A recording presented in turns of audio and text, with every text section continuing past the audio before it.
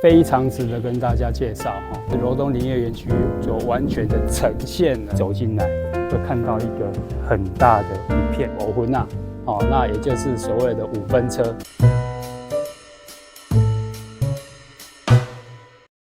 嗨，大家好，我是翔哥。翔哥现在人在罗东，今天翔哥要带大家来参访罗东林业文化园区。罗东林业文化园区呢，从2012年起就正式升格为文化景观区。那它的早期呢，叫做罗东林场，范围非常的大。因为在日治时期，罗东林场呢曾经有3000个员工在这边工作，所以呢，它有很大的一个日式建筑群的遗构在这里。那当然呢，里面还有很多的小故事，也值得我们细细的品味。那就跟着翔哥走吧。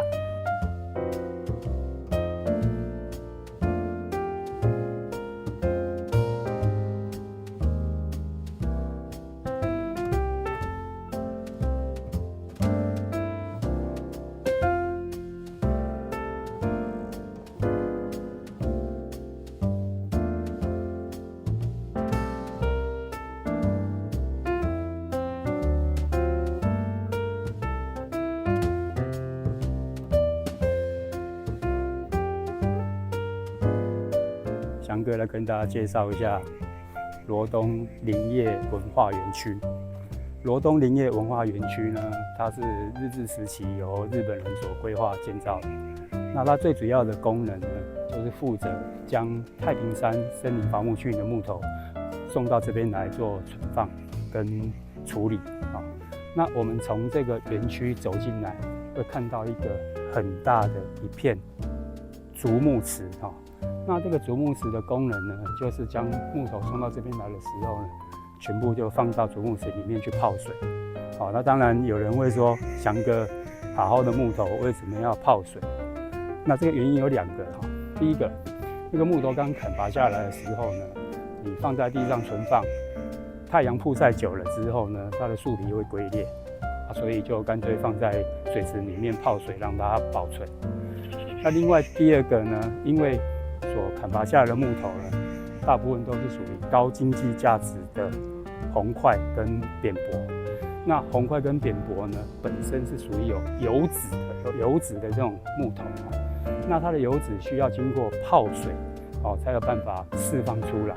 包覆在整块木头身上，让它们有一层保护。也因为这样的一个理由，所以呢，从太平山运送到这边来呢，第一件事情呢，就是先把它丢到这个竹木池里面存放。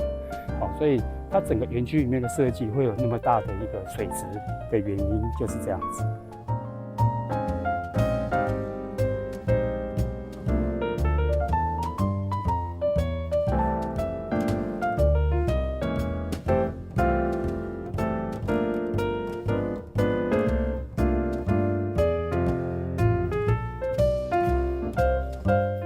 各位，我们可以看一下我身后的火车头，它就是行驶于太平山森林铁路的火车头。那这个火车头呢，它有一个比较不一样的地方，是因为行驶于太平山森林铁路里面的铁轨，跟一般呢国际上面载客运客的铁轨的轨距，大概少了1/2。那少了1/2，以台语来讲，俗称的5分呐，就是所谓的5分车。那5分车呢，其实它的意思就是轨距跟一般国际铁轨轨距少了1/2的意思。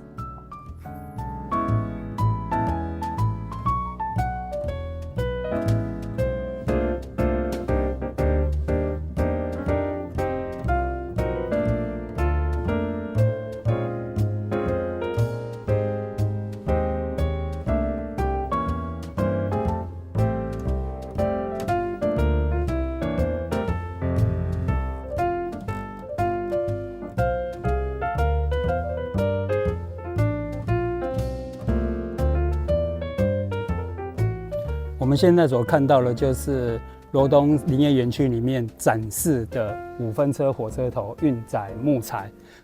这样的一个情景，就是当初在太平山森林伐木区里面呢，将木材运送到这里来的实况。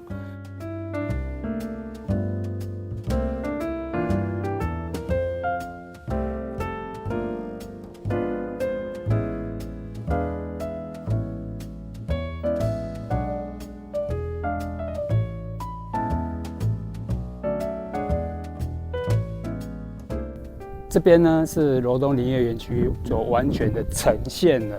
当初木头从太平山伐木区里面伐木下来之后呢，借由这个5分车呢的火车头将木材运载到这里来。那运载在这里来的时候呢，我们这边所看到的呢，就是木头的蓄水池。那怎么样把木头呢放到蓄水池里面？各位，我们这边可以看到了一个平台，叫做卸木平台它是一个斜坡的卸木平台。那木头呢，工人呢就将它从火车卸下来，放在这个卸木平台里面，整个滚到蓄水池里面。那这个就是一个完整的一个伐木然后运送一直到存放的一个作业呈现出来的一个展示，真的做得非常的好。大家有机会来罗东林业园区的时候，记得就是来这边看一下他们整个呈现出来的状况。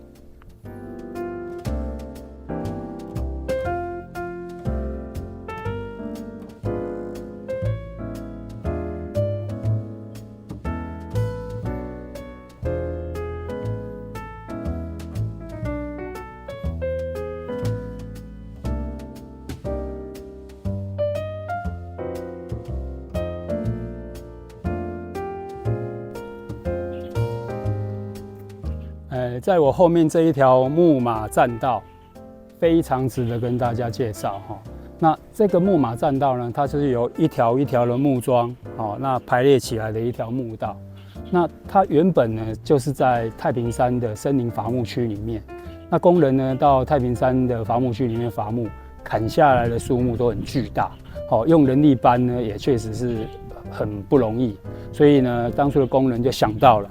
做这样的一个木头的栈道铺在这个地板上，然后呢，他们又做了一只所谓的木马，那个木马就有点像我们现在看到那个雪橇一样那个雪橇车，然后他们再把这一个木马就是我们知道的雪橇放在这一个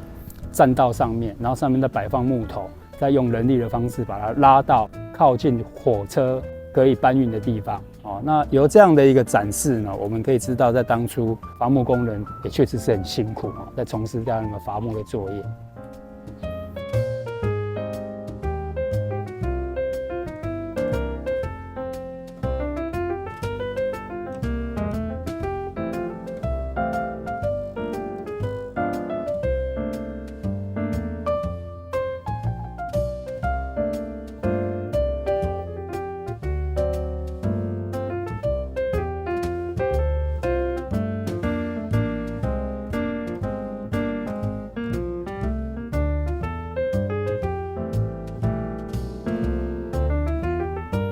在罗东林业园区里面呢，有保存了一座木造的火车站。这一座木造的火车站呢，叫做竹林车站。早期呢，太平山森林铁路呢，除了运送木材之外呢，也顺便也有运送旅客的服务。这边的竹林车站呢，其实就是太平山森林铁路的终点站，也就是木材的转运中心——竹林火车站。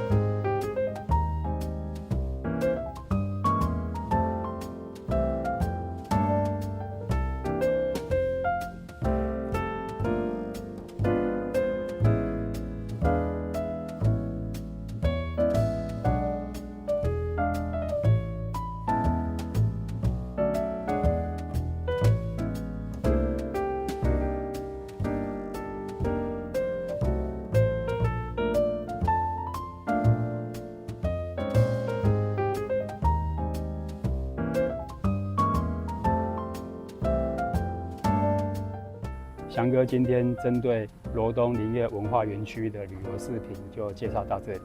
希望大家会喜欢。那未来呢，我们还会制作更多的旅游视频来分享给大家。那也请大家呢，继续的帮我们订阅、分享、按赞、开启小铃铛，谢谢啦，拜拜。